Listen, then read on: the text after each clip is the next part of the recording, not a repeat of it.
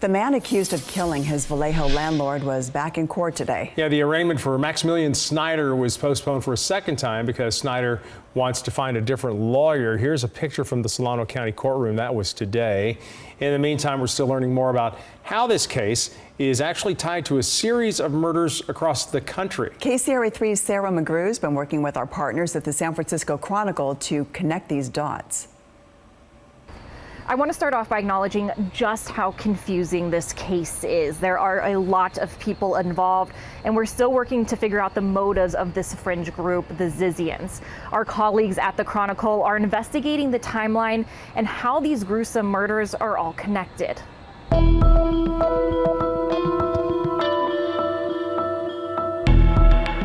It was back in 2019 the legal troubles started. Ziz, the leader of a group known as the Zizians, was arrested at a protest in Sonoma County. 3 others were also arrested.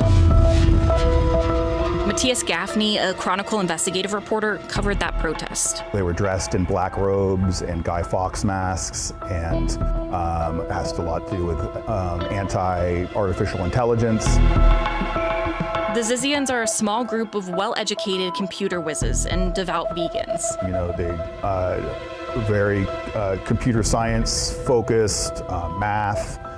There's this philosophy of rationality that they all follow, and this is kind of became an offshoot of that went to the extreme. 3 years after the protest, 2 of those arrested were back in the news.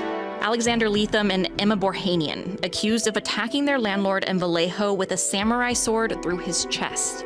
The landlord, Curtis Lynn, shot back, killing Borhanian. Lynn survived but was left blind in one eye. So Curtis Lynn met the Zizians, that crew, in Half Moon Bay. They both owned boats and lived on the water out there.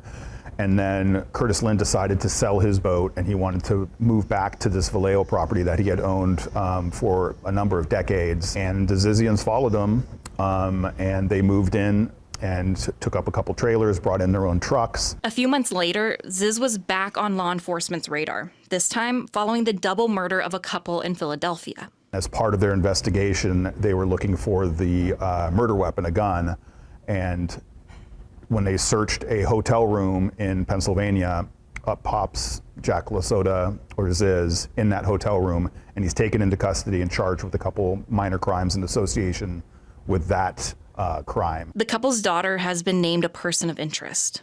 2 years later, this January, back in Northern California, landlord Curtis Lynn was attacked again. We spoke to an auto body shop owner in the neighborhood. El señor, Mr. Cortins, se bajó de su carro y él llegó y lo abrazó por atrás y lo empezó a apuñalar. Algunos muchachos vieron y trataron de ayudarle. Lynn was killed just before he was set to provide key testimony in the upcoming trial against his 2022 attackers. Police arrested Maximilian Snyder. Fue muy feo. Fue muy feo para sobre todo para nosotros que trabajamos en esta área. Con este señor porque era muy buen vecino. Just a few days later, another murder, this one in Vermont. Authorities say Teresa Youngblood, who had just applied for a marriage license with Snyder, was involved in a deadly shootout. They both studied computer science type studies, and frankly, that's a common thread amongst all of these people who are involved with this group. A border agent, David Malin, was killed. It was shocking and horrific and surreal. A German national who was with Youngblood, Felix Bockholt, was also killed. A complicated web, with investigators learning more every day. Reporting in Solano County, Sarah McGrew, KCRA 3 News.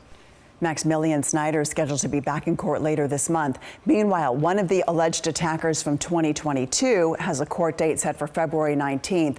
It's still not clear how that trial will proceed after Lynn's death. And just today, Teresa Youngblood was indicted on 2 felony weapons charges in the death of that Border Patrol agent.